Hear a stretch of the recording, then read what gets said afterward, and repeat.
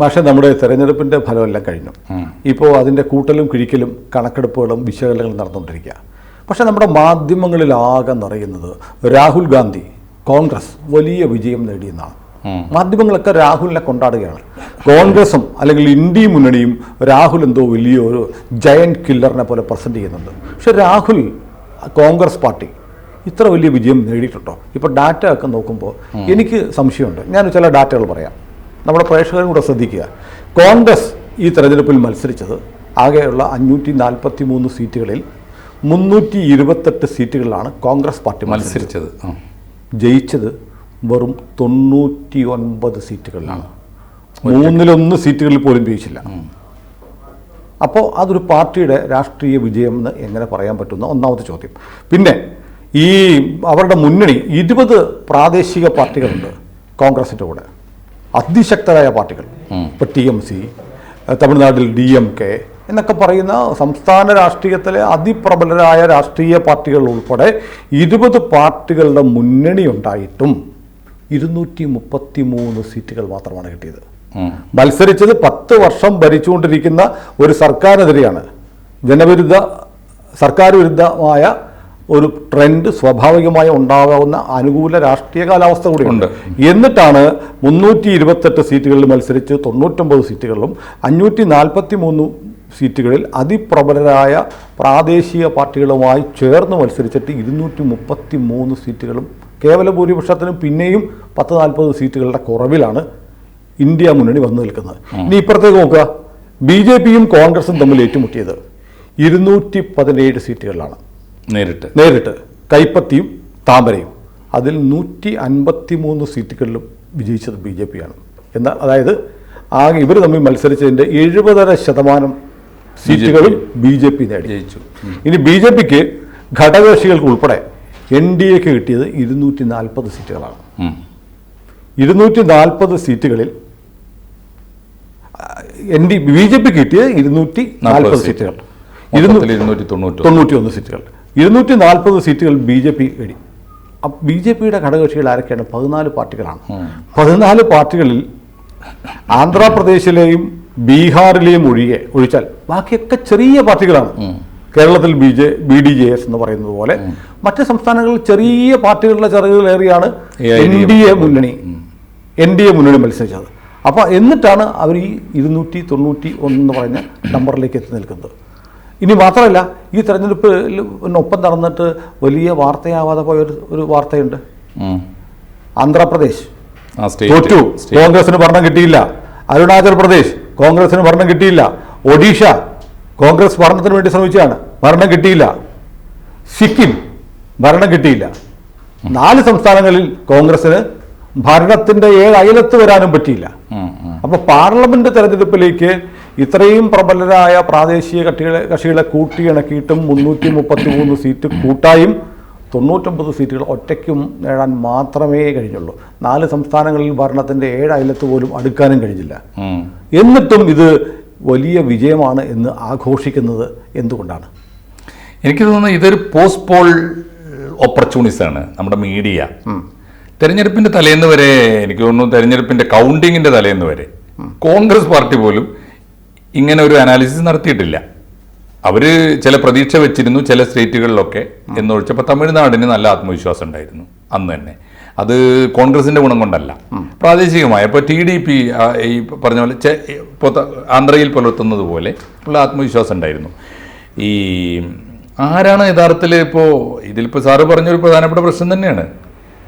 NDA മുന്നണിയുടെ ഘടകകക്ഷികൾ ആരാവട്ടെ, അതിനൊരു മുന്നണിയുടെ കെട്ടുറപ്പുണ്ട്, അതിനൊരു ഭദ്രതമായ നിലപാടുണ്ട്, അതിനൊരു നാഷണൽ ലീഡർഷിപ്പ് ഉണ്ട്, അതിനൊരു മാനിഫെസ്റ്റോ ഉണ്ട്. NDAക്ക് മാനിഫെസ്റ്റോ ഉണ്ട്, അതിനൊരു നിലപാടുണ്ട്. ഒരിക്കലും ഇപ്പോൾ ഇന്ത്യ മുന്നണി എന്നാണ് ഇന്ത്യ മുന്നണി എന്ന് പോലും ഇപ്പോൾ സംസാരിക്കാൻ തുടങ്ങിയത് പോളിന് ശേഷമല്ലേ? അതിനു മുമ്പ് എവിടെ ഇന്ത്യ മുന്നണിക്ക് ഒരു പ്രൈം മിനിസ്റ്റർ കാൻഡിഡേറ്റ് ഉണ്ടായിരുന്നു? ഇപ്പോഴും ഇല്ല. ഇന്ത്യ മുന്നണിക്ക് ഒരു പൊതു മാനിഫെസ്റ്റോ ഉണ്ടായിരുന്നു? ആർക്കും ഉണ്ടായിട്ടില്ല. ഓരോരുത്തരും അവനവന് തോന്നിയത്. കെജ്രിവാൾ ജയിലിൽ നിന്ന് ഇറങ്ങി വന്നപ്പോൾ ഒരു മാനിഫെസ്റ്റോ, കോൺഗ്രസിന് വേറെ നേരത്തെ ഉണ്ടാക്കി വെച്ച മാനിഫെസ്റ്റോ, മുസ്ലിം ലീഗ് അതിൻ്റെ ലൈൻ. ഞാൻ പറയുന്ന എല്ലാവരും അവനവൻ്റെ മാനിഫെസ്റ്റോ ആയിട്ട് മുന്നോട്ട് പോയതാണ്.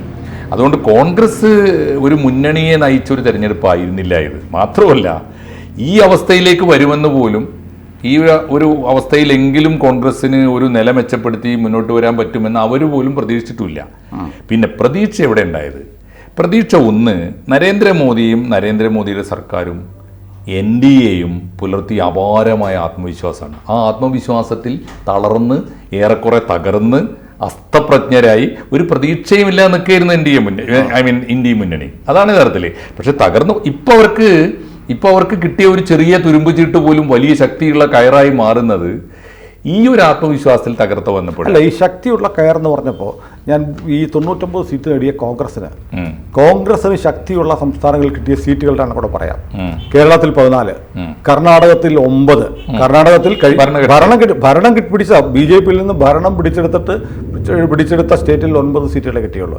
രാജസ്ഥാനിൽ 8, പഞ്ചാബിൽ 8, ആസാമിൽ 3, ഹരിയാനയിൽ 5. ബാക്കിയെല്ലാം ഘടകകക്ഷികളുടെ ചിറകിലേറിയാണ്. അതെ അതെ, തീർച്ചയായിട്ടും കോൺഗ്രസിന് ഒറ്റയ്ക്ക് പകുതി സീറ്റുകൾ മാത്രമാണ് കോൺഗ്രസിന്റെ ശേഷി കൊണ്ട്. 99-ൽ പകുതിയിൽ താഴെ സീറ്റുകളാണ് കോൺഗ്രസിന്റെ കരുത്ത് കൊണ്ട് നേടിയത്. ബാക്കിയൊക്കെ ഘടകകക്ഷികൾ. തമിഴ്നാട്ടിൽ DMKയുടെ വിഷയമാണ്. UPയിൽ ഒരു തർക്കവുമില്ല, SP ദാനം കൊടുത്ത 17 സീറ്റുകളാണ്. അപ്പോൾ കോൺഗ്രസ് അതിശക്തമായി തിരിച്ചു വരുന്നു എന്ന് പറയുന്നത് ഒരു വൃഥ പ്രചരണമല്ലേ? ആവണമെന്നില്ല സാർ. ഇപ്പോഴത്തെ അവസ്ഥയിൽ തിരിച്ചു വന്നു എന്ന് പറയുന്ന വലിയ അപകടമാണ്. വന്നു എന്ന് പറയുന്നത് ഇനി അവരുടെ ക്യാമ്പയിന് ഇത് ഗുണം ചെയ്യും. എന്താ വെച്ചാൽ BJPയുടെ ഒരു ഗ്രാഫ് ഒന്ന് താന്നിരിക്കുന്നു എന്നൊരു തോന്നൽ തൽക്കാലത്തേക്കെങ്കിലും ഉണ്ടായിട്ടുണ്ട്. കാരണം എന്താ വെച്ചാൽ നരേന്ദ്രമോദിയാണ് പ്രസ്താവിക്കുന്നത്, ആവർത്തിച്ച് പറഞ്ഞിരിക്കുന്നത്. അപാരമായ ആത്മവിശ്വാസമായിരുന്നു അദ്ദേഹത്തിന്റെ പെർഫോമൻസ്. ഒറ്റക്ക് 370, മുന്നണിക്ക് 400. നമ്മൾ തന്നെ അത് എത്രയോ തവണ ചർച്ച ചെയ്തിട്ടുള്ളതാണ്. ആ പെർഫോമൻസിന് മുമ്പിൽ, ആ അപാരമായ കോൺഫിഡൻസിന് മുമ്പിൽ തളർന്നു പോയിട്ടുണ്ട്. ഇപ്പോൾ അത് തീർന്നു. മാത്രമല്ല, ആദ്യം പിടിച്ച് വളഞ്ഞിട്ട് ആക്രമിക്കേണ്ടത് നമ്മുടെ എക്സിറ്റ് പോളുകളെയാണ്. ഇവന്മാരൊക്കെ എന്തൊക്കെ പറഞ്ഞാലും സംഭവിക്കാനുള്ളത് യഥാർത്ഥത്തിൽ ജനം തീരുമാനിക്കുമെന്നും, ജനമാണ് ആത്യന്തികമായി. എക്സിറ്റ് പോളുകളിൽ ഒരു ശ്രദ്ധിക്കപ്പെടാതെ ഒരു ഘടകമുണ്ടായിരുന്നു, നമ്മൾ ശ്രദ്ധിക്കാതിരുന്നത്. പക്ഷേ ചാനലുകൾക്ക് മനസ്സിലായിട്ട് അവർ പറയാതിരുന്നതാണെന്ന് ഞാൻ കരുതുന്നു. കാരണം UPയിൽ MY ഇക്വേഷൻ വളരെ നന്നായിട്ട് ഫലപ്രദമായി വർക്ക് ചെയ്യുന്നു എന്ന് അവർ പറഞ്ഞു. മുസ്ലിം യാദവ കൺസോൾട്ടേഷൻ. അതുകൂടാതെ മറ്റൊന്നുകൂടി അവർ പറഞ്ഞു, OBC, SC ST ഈ വിഭാഗങ്ങളിൽ OBCയുടെ വോട്ടുകൾ BJPക്കും കോൺഗ്രസിനും അല്ലെങ്കിൽ ഇന്ത്യ മുന്നണിക്കും NDAക്കും വേണ്ട ഈക്വലായിട്ട് ഡിവൈഡ് ചെയ്യപ്പെടും. OBC vote. ST വോട്ടുകൾ വൻതോതിൽ BJPക്ക് അനുകൂലമായി കൺസോൾട്ടേറ്റ് ചെയ്യും. പക്ഷേ ഈ പറഞ്ഞ SC വോട്ടുകളിൽ എന്തോ കുഴപ്പമുണ്ട് എന്ന് സർവേയിലുണ്ടായിരുന്നു. അപ്പോൾ MY ഇക്വേഷനും SCയിൽ ഉണ്ടാവുന്ന ഒരു ഷിഫ്റ്റും ചാനലുകൾ പ്രവചിച്ചിട്ടുണ്ട്. പക്ഷെ അത് ഒരു വോട്ടായിട്ടോ സീറ്റായിട്ടോ കണക്ക് കൂട്ടിയില്ല. ഇല്ല, അത് കണക്ക് കൂട്ടിയിരുന്നെങ്കിൽ ഈ പറയുന്ന UPയിലെ നമ്പറിലേക്ക് അവർക്ക് എത്താമായിരുന്നു. അതൊരു പക്ഷേ BJPക്കാർക്ക് മോദി കൊടുത്ത ഒരു അമിത ആത്മവിശ്വാസം ഒരുപക്ഷെ ഈ എക്സിറ്റ് പോളുകാരെ ബാധിച്ചിട്ടുണ്ടാവും. ഉണ്ടേ. അത് ഞാൻ പറയുന്നത്, ഈ ആത്മവിശ്വാസം എനിക്ക് തോന്നുന്നു എല്ലാവരുടെയും കോൺഫിഡൻസ് ലെവൽ തന്നെ കോൺഗ്രസ് പ്രതീക്ഷിച്ചിട്ടില്ല. ഈ ഒരു നിലയിലെങ്കിലും എത്തുമെന്ന് അവർ പ്രതീക്ഷിച്ചിട്ടില്ല. പിന്നെ വേറൊരു കാര്യം ഉണ്ടായത്, ഇതൊക്കെ ഈ ഫ്രാഗ്മെന്റഡ് പൊളിറ്റിക്സിന്റെ ഒരു ഗാദറിംഗ് ആണ് ഇപ്പോൾ വന്നിട്ടുള്ളത്. തെരഞ്ഞെടുപ്പിന്റെ തലേന്ന് വരെ ഓരോരുത്തരും അവനവന്റെ അജണ്ട വെച്ച് വർക്ക് ചെയ്താണ്. ഓരോ സ്റ്റേറ്റിലും ഇപ്പോൾ ഈ ഇന്ത്യ മുന്നണിയിലെ ഘടകകക്ഷികൾ ഏത് സ്റ്റേറ്റിലാണ് ആസ് എ ഹോൾ ഒന്നിച്ച് നിൽക്കുന്നത്? രാഹുൽ ഗാന്ധി പ്രധാനമന്ത്രിയാവാൻ പാടില്ലെന്ന് ആദ്യം പറഞ്ഞ ആരാ? ഇവിടുത്തെ കേരളത്തിലെ ഘടകകക്ഷിയാണ്, CPMന്റെ നേതാവ് പിണറായി വിജയനാണ്. ഇവരൊക്കെ തന്നെയാണ് കർണാടകയിൽ ചെന്നിട്ട് ഇന്ത്യ മുന്നണിയാണ് രാഹുൽ ഗാന്ധിക്ക് ജയ് വിളിക്കുന്നത്. ഇതിൻ്റെ ഒരു അപകടം ആലോചിച്ച് നോക്കൂ. മമത ഒരു പക്ഷേ ഇപ്പോഴും നമ്മൾ ആവർത്തിച്ച് പറയാറുണ്ട്, എനിക്കിപ്പോൾ ഈ തെരഞ്ഞെടുപ്പിന് തൊട്ടു മുമ്പുള്ള വിശകലനത്തിൽ മമത വല്ലാതെ പുറകോട്ട് പോകുമെന്നും മമതയുടെ ഒരു ശേഷി തകർന്നു പോകുന്നു എന്നും വിചാരിച്ചിരുന്നു. എക്സിറ്റ് പോളുകളെ പോലും അതിജീവിച്ചുകൊണ്ട് മമത ഇപ്പോഴും പിടിച്ചു നിൽക്കുന്നു എന്ന് പറഞ്ഞാൽ അവരുടെ ഗ്രൗണ്ട് ബേസിന് ഒന്നും പറ്റിയിട്ടില്ല. പക്ഷേ ഇലക്ഷൻ കഴിഞ്ഞ ഉടനെ മമത പറഞ്ഞു നിതീഷിനെ പ്രധാനമന്ത്രിയാക്കണമെന്ന്. അല്ല അങ്ങനെ പറഞ്ഞാൽ രാഹുൽ ഗാന്ധി ആവണ്ട എന്നാണ്. അല്ല, അത് രാഹുൽ ഗാന്ധി ആവണ്ട എന്നുള്ളത് മാത്രമാവില്ല സാർ. അതിൻ്റെ ഒരു കാരണം എന്താ വെച്ചാൽ പാളയത്തിൽ പടയുണ്ടാക്കുക എന്നുള്ള. അതായത് നിതീഷിന് ഒരു ആവശ്യമില്ലാത്ത ആത്മവിശ്വാസം കൊടുക്കുക. അതിപ്പോഴും വളരെ പ്രധാനപ്പെട്ട ഒരു കാര്യമാണ് കേട്ടോ. മമതയുടേത് ഒരു ശൃഗാലതന്ത്രമാണെങ്കിൽ പോലും ആ ഭീഷണി നിലനിൽക്കുന്നുണ്ടെന്ന് ഞാൻ വിശ്വസിക്കുന്നത്. പക്ഷേ ഞാൻ ആലോചിക്കുന്നത്, ഈ മോദിക്ക് ഇനി അങ്ങോട്ട് പ്രധാനപ്പെട്ട ഒരു പ്രധാനപ്പെട്ട വെല്ലുവിളി, ആഭ്യന്തര വെല്ലുവിളി, അകത്തെ വെല്ലുവിളി, മുന്നണിക്കകത്തെ. ഇവർ രണ്ടുപേരും രാഷ്ട്രീയമായി ഭീകരന്മാരാണ്. ആര് പേര്? ആര്? നിതീഷ് നിതീഷ് എന്നും ഓർമ്മയില്ലേ സാറിന്? എന്നും ബീഹാറിന്റെ മുഖ്യമന്ത്രി, ഏത് മുന്നണി ഭരിച്ചാലും മുഖ്യമന്ത്രിയാണ്. അല്ല, BJP-ക്ക് ഭൂരിപക്ഷം ഉണ്ടായിട്ടും BJP മുഖ്യമന്ത്രി സ്ഥാനം നിതീഷിന് കൊടുത്തു.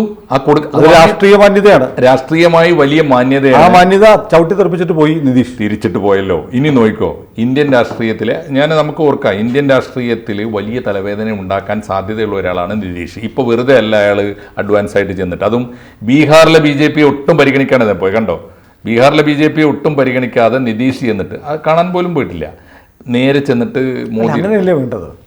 തീർച്ചയായിട്ടും വേണം. നാഷണൽ ലീഡറാണ്, ദേശീയ സഖ്യമാണ്, സംസ്ഥാന നേതാക്കന്മാരെ എന്തിനു കാണണം? തീർച്ചയായിട്ടും. മറ്റൊന്ന് ഞാൻ ചോദിക്കട്ടെ, ഇത് തന്നെ ഒരു അനാവശ്യ ചർച്ചയല്ലേ? കാരണം LDF-ഉം UDF-ഉം മത്സരിക്കുന്നു, LDF-ന് ഭൂരിപക്ഷം കിട്ടുന്നു.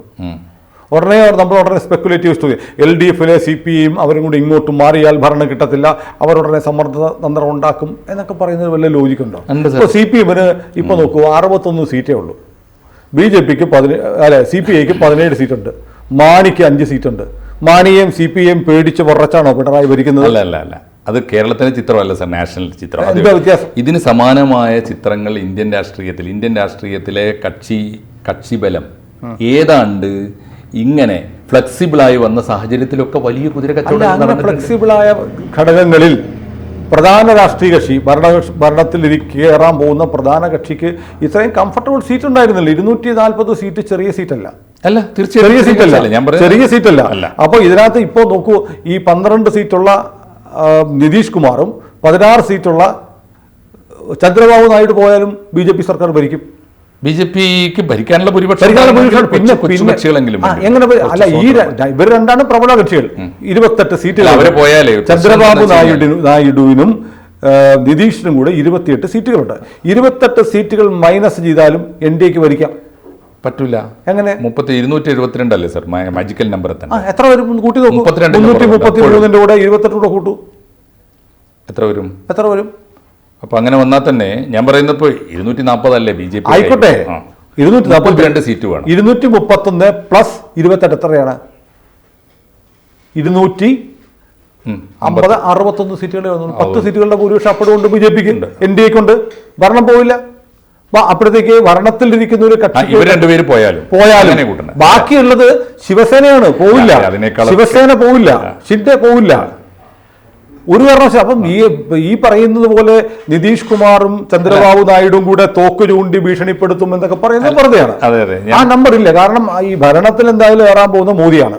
മോദി അധികാരത്തിലേക്ക് വരും.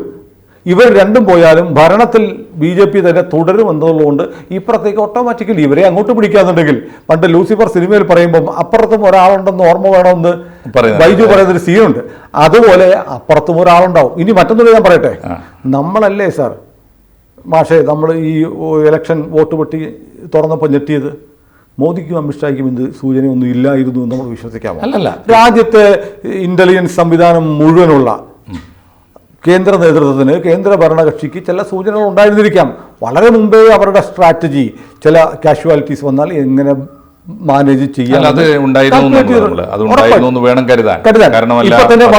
ഇലക്ഷൻ ക്യാമ്പയിൻ ഇടയിൽ അദ്ദേഹം വരുത്തിയ ക്യാമ്പയിനിങ്ങിന്റെ സ്ട്രാറ്റജിയിൽ വരുത്തിയ മാറ്റം വളരെ പ്രകടമാണ്. മാത്രമല്ല, ഒരു ഘട്ടത്തിൽ ക്യാമ്പയിൻ മാത്രമല്ല, തെരഞ്ഞെടുപ്പിന് ശേഷം ഇങ്ങനെ സിറ്റുവേഷൻ ഉണ്ടാവാം. ഈ നമ്മളൊക്കെ പറയുകയാണ് ചന്ദ്രബാബു ചാടിപ്പോവാം, നിതീഷ് ചാടിപ്പോവാം എന്നൊക്കെ പറയുന്നുണ്ട്. ഇത് മോദിക്കും അമിത്ഷായ്ക്കും അറിയില്ലേ? അറിയില്ലേ എന്ന് മാത്രമല്ല, രണ്ടു കാര്യമാണ് അതിൽ ഞാൻ അതിനെ ഈ പറയുന്നത് സാധ്യത, ഈ രണ്ടുപേരും ചില്ലറക്കാരല്ല എന്ന് പറയാൻ വേണ്ടി പറഞ്ഞാണ്. പക്ഷേ അതിന്റെ സാധ്യത വേറൊരു സാധ്യത, ഇവരെ രണ്ടുപേരെയും കൂടാതെ പ്രബലന്മാരായ പലരെയും ഇങ്ങോട്ട് കൊണ്ടുവരാനുള്ള സാധ്യത ഉണ്ട്. രണ്ടാമത്തെ കാര്യം, ഒറ്റ കാര്യം കൂടി പറയാൻ, അമിത്ഷായുടെ ഒരു കാർമ്മികത്വത്തിൽ, അമിത്ഷായുടെ ഒരു കാവലിൽ മോദി ഒരു മന്ത്രിസഭ ഉണ്ടാക്കാൻ 3ാം തവണയും പോകുമ്പോൾ ആരൊക്കെ എങ്ങോട്ട് പോകുമെന്ന് മനസ്സിൽ കാണുന്നതിന് മുമ്പ് മരത്തിൽ കാണാനുള്ള മെഷീനറിയും ആവശ്യമായ മെത്തഡോളജി സന്നാഹങ്ങളും അദ്ദേഹത്തിന്റെ ഉണ്ട്. അതുകൊണ്ടാണ് ഞാൻ ചോദിക്കുന്നത്. മാഷിപ്പോ പറഞ്ഞ മുൻകാലങ്ങളിൽ അനുഭവം BJP വീക്കായിരുന്നു. ഇത്രയ്ക്ക് 240 സീറ്റുകളൊന്നും ഉണ്ടായിരുന്നില്ല. അങ്ങനെ ഒരു വാജ്പേയിയുടെ കാലത്ത് BJP ദുർബലമായിരുന്നു. ഘടകകക്ഷികളെ മാത്രം അതുകൊണ്ടാണ് ഒരു ദിവസം 11 ദിവസമോ 13 ദിവസമോ മാത്രം 13 ദിവസം മാത്രം ഇരുന്നിട്ട് പോകേണ്ടി വന്നത്. അത് മനസ്സിലാക്കുന്നുണ്ടോ? എനിക്ക് തോന്നുന്നു അത് ഇന്ത്യ മുന്നണിയും മനസ്സിലാക്കുന്നുണ്ട് വളരെ മാന്യമായി. പക്ഷേ യാഥാർത്ഥ്യ ബോധത്തോടെ നിലപാടാണ് അവരെടുത്തത്. അവരാദ്യം ശ്രമിച്ചു ചന്ദ്രബാബു നായിഡുവിനെയൊക്കെ അത് തന്നെ അങ്ങനെ ചെയ്തിട്ട് അത് ജനാധിപത്യത്തെ സംരക്ഷിക്കാനാണെന്ന് പറയും. അതേസമയം BJP DMK ആരെങ്കിലും വിളിക്കുകയാണെങ്കിൽ ജനപതിയെ അട്ടിമറിക്കാൻ നോക്കുകയും ചെയ്യും. പക്ഷേ എനിക്ക് തോന്നുന്നു ഇപ്പോൾ എടുത്ത നിലപാട് അത് വേറൊന്നും ഉണ്ട്, അസാധ്യം. ഞാൻ സാറ് പറഞ്ഞതിന് സപ്പോർട്ടിങ്, അത് അസാധ്യമാണെന്ന് കൃത്യമായിട്ട് ഈ ഇന്ത്യ മുന്നണിയിലെ എല്ലാവർക്കും അറിയാവുന്നതുകൊണ്ട് കൂടിയായിരിക്കണം ഈ നിലപാടെടുത്തത്. ആദ്യമേ വളരെ കൃത്യമായ എന്നിട്ട് തങ്ങളെ വിശ്വസിക്കുന്ന ആളുകളെ സമാധാനിപ്പിക്കാൻ വേണ്ടി തക്ക സമയം വരുമ്പോൾ അല്ല. പക്ഷേ എനിക്ക് തോന്നുന്നത് ഇതുകൊണ്ടുള്ള ഇവർക്ക് കിട്ടാൻ പോകുന്ന ഗുണം ഇപ്പോഴൊന്നുമല്ല, ഈ ക്യാമ്പയിനിലൊന്നുമല്ല അവർക്ക് കിട്ടാൻ പോകുന്ന ഗുണം. ഇന്ത്യൻ മനസ്സിൽ, പ്രത്യേകിച്ച് BJP വിരുദ്ധമായ ഇന്ത്യൻ മനസ്സ്, ഇപ്പോൾ 37% വോട്ട് കഴിച്ചാൽ ബാക്കി ഉണ്ടായിരുന്ന 63% മനുഷ്യരും BJPക്കെതിരായി വോട്ട് ചെയ്തവരായിരുന്നല്ലോ 2009 തൊട്ട് ഇപ്പോൾ ഈ 2019 തൊട്ട് 24 വരെയുള്ള ജനം. ആ ജനത്തിന് ഇപ്പോൾ കൊടുത്തൊരു ആത്മവിശ്വാസമുണ്ട്, ഇപ്പോൾ കിട്ടിയൊരു ആത്മവിശ്വാസമുണ്ട്. അത് ഇപ്പോൾ നമ്മൾ ഈ കാണുന്ന പ്രകടനങ്ങളൊന്നുമല്ല. അത് 2-3 കാര്യങ്ങളാണ്. ഒന്ന് UP കൊടുത്തൊരടി, അത് ഭീകരമാണ്. UP കൊടുത്ത അടി എന്ന് പറഞ്ഞാൽ അവർക്ക് കിട്ടുന്ന ഒരു വിസ്ഫോടനം തന്നെയാണ്. അപാരമായ ഒരു ആത്മവിശ്വാസത്തിൻ്റെ വിസ്ഫോടനം വരും. 2, കോൺഗ്രസിന് പോലും ഇല്ലാത്ത ആത്മവിശ്വാസം ഇന്ത്യൻ ജനത അവർക്ക് കൊടുത്തിട്ടുണ്ട്. ഇനി അവരൊരു എന്താ പറയുക, ഒരു അലയൻസ് മേക്കിംഗ് പ്രോസസ്സ് അല്ലെങ്കിൽ people making process, people's gathering process ഒക്കെ നടത്താൻ പോകുന്നതേ ഉണ്ടാവുള്ളൂ. അത് ചെറിയ കാര്യമല്ല, അത് നല്ലതാണ്. ഇതിനെ ഏറ്റവും പോസിറ്റീവായിട്ട് കാണുന്നത് BJPക്ക് ഒറ്റക്ക് കേവല ഭൂരിപക്ഷം ഇല്ലാത്ത അവസ്ഥ, മുന്നണിക്ക് മൊത്തമായി 3/2 ഭൂരിപക്ഷം ഇല്ലാത്ത അവസ്ഥ നമ്മൾ ചർച്ച ചെയ്തിട്ടുണ്ട്. 370, 400 എന്നൊന്നും പറയുന്നത് വെറുതെ ഒരു നമ്പർ പറയുന്നല്ലോ, ഒന്നും അറിയാതെ പറയുന്ന ഒരാളല്ല. അത് 370 ആർട്ടിക്കിൾ 370 എന്നൊക്കെ പറഞ്ഞിട്ട് കാവ്യാത്മകമായി പറഞ്ഞെങ്കിലും പറഞ്ഞത് വളരെ സിമ്പിളാണ്. 370 എന്ന് പറഞ്ഞാൽ 362 എന്ന് പറഞ്ഞാൽ 3/1 ഭൂരിപക്ഷം. ഭരണഘടനയിൽ എന്ത് ഭേദഗതിയും വരുത്താൻ BJP കമ്മിറ്റി കൂടി തീരുമാനിച്ചാൽ മതി എന്ന അവസ്ഥയിലേക്ക് വരാവുന്ന ഒരു അവസ്ഥയാണത്. അത് BJP അപാരമായ ഒരു ആധിപത്യം വരും ജനാധിപത്യ രാജ്യത്ത്. അപ്പോൾ ഇപ്പോൾ ഏറ്റവും ഗുണകരമായ അവസ്ഥയാണ് ഞാൻ പ്രതീക്ഷിക്കുന്നത്. എന്താ വെച്ചാൽ BJPക്ക് ശക്തമായി ഭരിക്കാൻ സാധിക്കുന്ന ഒരു ലീഡർ ഉണ്ടാവുക, അതിശക്തമായ, അത്ര മോശമല്ലാത്ത. ഇപ്പോൾ ഈ 2009 മുതൽ 2019 മുതൽ 24 വരെ ഉണ്ടായിരുന്ന പാർലമെന്റിലെ ദുർബലമായ പ്രതിപക്ഷമല്ല, ശക്തമായൊരു പ്രതിപക്ഷം ഉണ്ടാവുക. ജനാധിപത്യത്തിന് ഗുണമാണ് സാർ. 2 കാര്യങ്ങൾ ഞാൻ പറയട്ടെ. ഒന്ന്, അതിശക്തമായ പ്രതിപക്ഷമെന്ന് മാഷ് പറയുന്നു. കേന്ദ്രത്തിൽ എന്തായാലും BJP അധികാരത്തിലെത്തുക.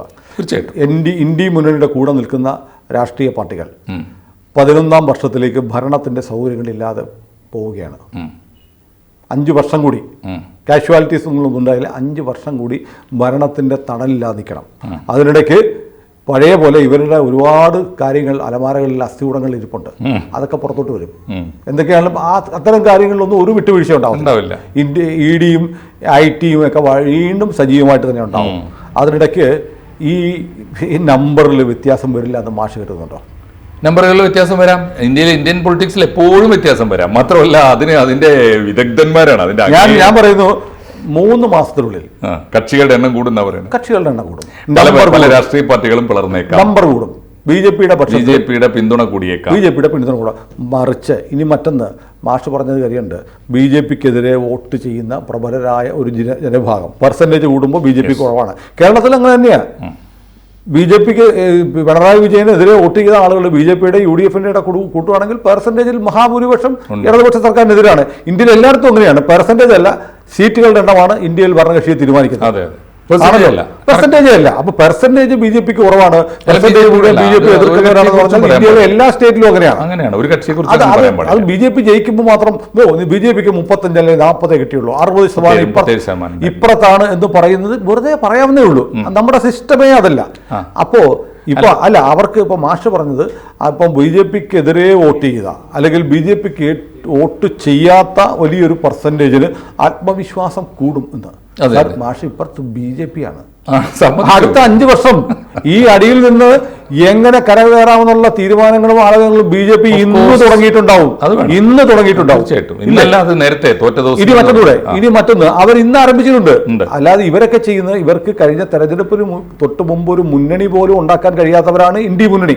പക്ഷെ BJP അങ്ങനെയല്ല. ഒരു സംശയം വേണ്ട, അവർ ആലോചനകൾ തുടങ്ങിയിട്ടുണ്ട്, അവർ കറക്ഷൻ പ്രോസസ് ആരംഭിച്ചിട്ടുണ്ട്. They will correct it. അത് സംശയം എന്താ? ഒരു തർക്കമില്ല.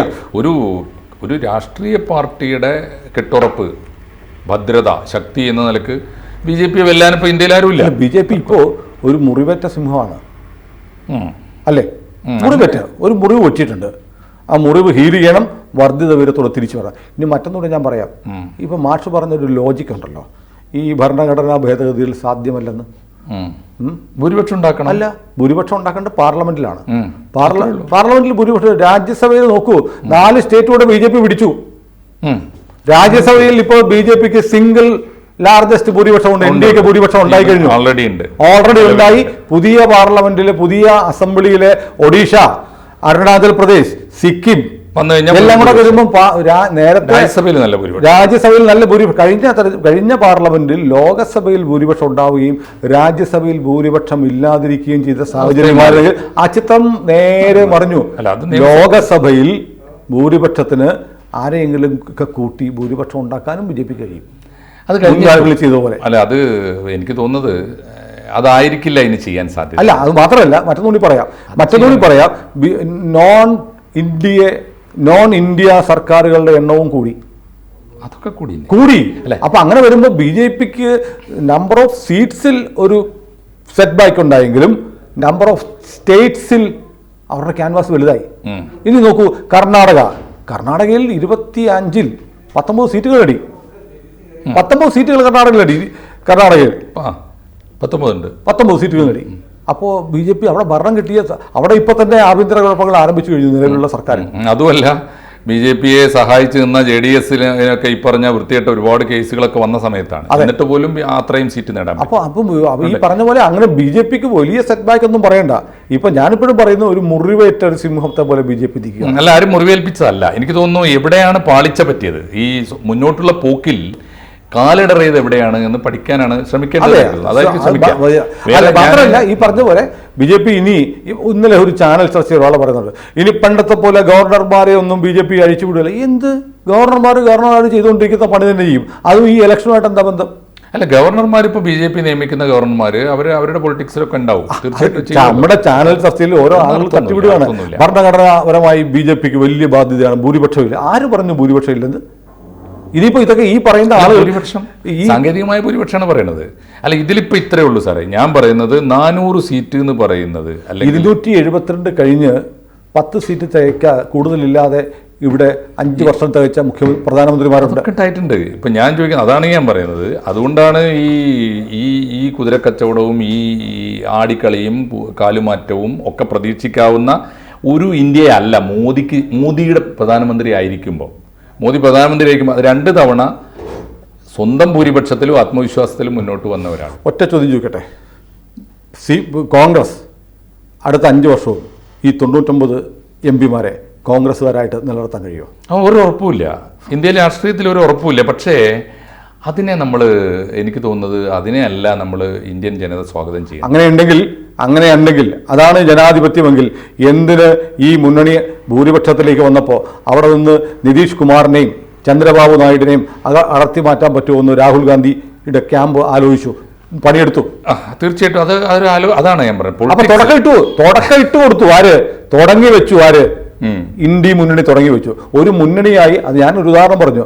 ഒരു ഗോപാലൻ ഒരു മാധുരിയെ പെണ്ണ് കണ്ടു, കല്യാണം നിശ്ചയിച്ചു, മോതിരം മാറി കെട്ടി വീട്ടിൽ കൊണ്ട് വന്നപ്പോൾ അയൽവക്കത്തെ ചാക്കോച്ചൻ വന്നിട്ട് എൻ്റെ കൂടെ പോരുന്നു എന്ന് ചോദിക്കുന്ന പോലെ തെരഞ്ഞെടുപ്പിൽ മുന്നണിയായി മത്സരിച്ച് പൊതുപരിപാടി പ്രകടനപത്രിക ഉണ്ടാക്കി മത്സരിച്ച് ജയിച്ചു വന്ന സെയിം ഡേ രാഹുൽ ഗാന്ധിയുടെ മുന്നണിയിൽ ഉത്തരവാദപ്പെട്ട ആളുകളും ചന്ദ്രബാബു നായിഡുവിനെയും നിതീഷ് കുമാറിനെയും സമീപിച്ച് കാലുമാറി വരാൻ പ്രേരിപ്പിച്ചുകൊണ്ട് കുതിരക്കച്ചവടത്തിന് തുടക്കമിട്ട് കഴിഞ്ഞു. ഇനി BJPക്ക് ചെയ്താൽ എന്താ? അതൊരു ചോദ്യമാണ്. ഇപ്പോൾ ഈ പറഞ്ഞ നമ്മൾ രാഷ്ട്രീയത്തിൽ എന്നും ചോദിക്കുന്നൊരു ചോദ്യം ഇതാണ്. ഇപ്പോൾ രാഹുൽ ഗാന്ധിയും കോൺഗ്രസും പറയുന്നത് കള്ളമാണെങ്കിൽ നമുക്ക് എന്താ കള്ളം ചെയ്തൂടെ? കള്ളം ആ ചോദ്യം അധാർമികമായ കാര്യം ചെയ്തു. ഒരിക്കലും ചെയ്യാൻ പാടില്ല. രാഷ്ട്രീയ സദാചാരമില്ലായ്മ അല്ലെങ്കിൽ അധാർമികത ആര് ചെയ്യുന്നു എന്നുള്ളതാണ് പ്രശ്നം. പക്ഷേ മുന്നണിക്ക് സാർ ഒന്നും പറഞ്ഞില്ല, എനിക്ക് കംപ്ലീറ്റ് മാസത്തിന് ശേഷം ഇഷ്ടം പോലെ പറഞ്ഞു. അതായത് ഈ അധാർമിക പ്രവൃത്തി ജനാധിപത്യമാണ് എന്ന് ഇവിടുത്തെ മാധ്യമങ്ങൾ വാഴ്ത്തുന്നു. നാളെ BJP തിരിച്ചു ചെയ്യുമ്പോൾ അത് ജനാധിപത്യത്തെ കൊല ചെയ്യലുമാവും. അല്ല, കോൺഗ്രസും അതിൻ്റെ ഘടകകക്ഷികളും ഇന്ത്യയിൽ ആകെ മിക്കവാറും എല്ലാ സ്റ്റേറ്റുകളിലും എല്ലാ ഭരണകക്ഷിയിലും പ്രതിപക്ഷത്തും ഒക്കെ രാഷ്ട്രീയമായ അധാർമികത നടന്നിട്ടുണ്ട്. ഇപ്പോൾ ഒറ്റ കാര്യം ഞാൻ പറഞ്ഞു, ഇപ്പോഴത്തെ ഈ തെരഞ്ഞെടുപ്പിൽ ഇന്ത്യ മുന്നണിയിലെ ഏത് ഘടകകക്ഷിക്കും ആരോടും അങ്ങോട്ടും ഇങ്ങോട്ടും പിടിക്കാനും പോകാനും ഒക്കെയുള്ള ഒരു അയഞ്ഞ സംവിധാനമേ ഇപ്പം അവർക്കുള്ളൂ. കാരണം ഇന്ത്യ ഒട്ടാകെ ഒരു മുന്നണി ഇല്ലല്ലോ സാറേ, ഒരു മുന്നണിയില്ല. അതുകൊണ്ടിപ്പോൾ മമതയ്ക്ക് ചെന്നിട്ട് ചന്ദ്രബാബു നായിഡുവിനോട് സംസാരിക്കും. ഒറ്റ കാര്യം പറഞ്ഞു, മമത ഇന്ത്യയിൽ ആദ്യമായി നിതീഷ് കുമാറിനെ പ്രധാനമന്ത്രിയാക്കണം എന്ന് പറഞ്ഞത് മമതയാണ്. നിതീഷിനോട് ഒരു അപേക്ഷയും നടത്തിയിട്ടുണ്ട്. നിതീഷിനോട് പ്ലീസ് നരേന്ദ്രമോദിയെ പിന്തുണയ്ക്കരുത് എന്ന് പറഞ്ഞിട്ടുണ്ട്. അത് പറയാം, കാരണം മമതയെ ആരും ചുമതലപ്പെടുത്തണ്ട. മമതയായിട്ട് ജയിച്ചു വന്നതാണ്. അവരുടെ ഓൺ പവറാണ്, സ്വന്തം കാലിലാണ് നിൽക്കുന്നത്. ഓരോരുത്തരും അങ്ങനെയാണ്. ഇവിടെ കോൺഗ്രസ്, കേരളത്തിലെ കോൺഗ്രസ് ആരോട് ഫൈറ്റ് ചെയ്തില്ല. ഇന്ത്യ മുന്നണിയിലെ ഒരു ഘടകകക്ഷിയായ CPM-നോട് മുഖാമുഖം നിന്ന് ഫൈറ്റ് ചെയ്തിട്ടാണ്. ഇപ്പോൾ VD സതീശൻ ആരോടും ചോദിക്കണ്ട, ഈ ഘടകകക്ഷിയോട്. അപ്പോൾ അതുകൊണ്ട് ഇതിനെ നമ്മൾ ഇപ്പോൾ ഈ ജംഗ്ചറിൽ നരേന്ദ്രമോദി ചെറിയ ഭൂരിപക്ഷത്തിന്, കുറഞ്ഞ ഭൂരിപക്ഷത്തിൽ, നേരത്തെ ഉണ്ടായിരുന്നതിനേക്കാൾ കുറഞ്ഞ ഭൂരിപക്ഷത്തിന് 303-ൽ നിന്ന് 240-ലേക്ക് വന്ന നരേന്ദ്രമോദി അധികാരത്തിലേറുമ്പോൾ അദ്ദേഹത്തെ പിന്തുണക്കുമെന്ന് പ്രതീക്ഷിക്കുന്ന, വാക്ക് കൊടുത്തിരിക്കുന്ന, ആരോടും പോയി സംസാരിക്കുന്നതിന് ഇപ്പം നമ്മൾ പൊളിറ്റിക്കലി അതിനെ അല്ല, സ്വാഭാവികമല്ലേ? ഒരു മുന്നണിയായിട്ട് മത്സരിക്കുന്നു, ഭൂരിപക്ഷം കിട്ടി മുന്നണിക്ക്. അപ്പോൾ അതിൽ നരേന്ദ്രമോദി ചന്ദ്രബാബു നായിഡുവിനെയും നിതീഷിനെയും സ്വാഭാവികമായി വിളിക്കും. അതല്ല, എന്നെ പിന്തുണയ്ക്കണമെന്ന് അപേക്ഷിക്കാനല്ല, നമ്മുടെ മുന്നണി ജയിച്ചിരിക്കുന്നു, നമ്മുടെ അടുത്ത പരിപാടികൾ ആലോചിക്കണ്ടേ, ഇത്രാം തീയതി വരൂ എന്ന് പറഞ്ഞ് സ്വാഭാവികമായി സംസാരിക്കും. അത് മോദിയുടെ കീഴടങ്ങൾ, മോദി കാല് പിടിക്കുന്നു എന്നൊക്കെ പറഞ്ഞ് വ്യാഖ്യാനിക്കലാണ് പ്രശ്നം. നമുക്ക് ഈ വർത്തമാനം അവസാനിപ്പിക്കുമ്പോൾ മാഷയുടെ നാട്ടിൽ നിന്നുള്ളൊരു വർത്തമാനം പറയാം. കുഞ്ഞാലിക്കുട്ടി സാഹിബിന്റെ ഒരു സ്റ്റേറ്റ്മെന്റ് കണ്ടു. ജനവിധി BJPക്ക് എതിരാണ്, നമ്പറിൽ മാത്രമേ അവർക്ക് ഭൂരിപക്ഷം ഉള്ളൂ. പിന്നെ എന്തിനാണ് ഭൂരിപക്ഷം വേണ്ടത്? എനിക്ക് മനസ്സിലായിട്ടില്ല, ഒന്ന് പറഞ്ഞു തരുമോ? പക്ഷേ ഒറ്റ കാര്യം കൂടി അതിന്റെ കൂടെ പറഞ്ഞിട്ടുണ്ട്. കുഞ്ഞാലിക്കുട്ടിയുടെ ആ സ്റ്റേറ്റ്മെന്റിലെ അവസാനത്തെ വാക്യം കണ്ടിരുന്നോ? നിങ്ങൾ കേന്ദ്ര ഗവൺമെന്റിനുള്ള സമീപനം എന്താണ്? ഞങ്ങൾ വേണ്ട സമയത്ത് ശരിയായ തീരുമാനമെടുക്കും. നിങ്ങൾ ഇപ്പോ സുനിൽ സാറ് പറഞ്ഞല്ലോ BJP വേണ്ട നേരത്ത് വേണ്ട വിധം ആഞ്ഞു വീശി നോക്കും, പിടിക്കേണ്ടവരെ പിടിക്കും, നമ്പർ വർദ്ധിപ്പിക്കും എന്ന് പറഞ്ഞല്ലോ. നിങ്ങൾക്ക് ആദ്യം വലയുമായി ചെല്ലാവുന്നത് പാണക്കാട്ട. UDF-ന്റെ കൂടെയാണെന്നൊന്നും പറഞ്ഞിട്ടുണ്ട്. ഒരു സഹമന്ത്രിയുടെ പൊട്ടോ ഏതെങ്കിലും ഒരു 1-2 അംബാസഡറൊക്കെ കൊടുത്തു നോക്കൂ, നിങ്ങൾക്ക് ആരെയും പിടിക്കും. മുസ്ലിം ലീഗിന് പറഞ്ഞു ഇതിങ്ങനെ വയബിളായിട്ട് എന്നെ പിടിച്ചോ ഞാൻ എങ്ങോട്ട് പോകാൻ റെഡിയാണ് ആളുകളുണ്ട്. പക്ഷേ അതുകൊണ്ട് മുസ്ലിം ലീഗിന്റെ സ്റ്റേറ്റ്മെന്റ് നമ്മൾ ആ കൂട്ടത്തിൽ പെടുത്തണ്ട.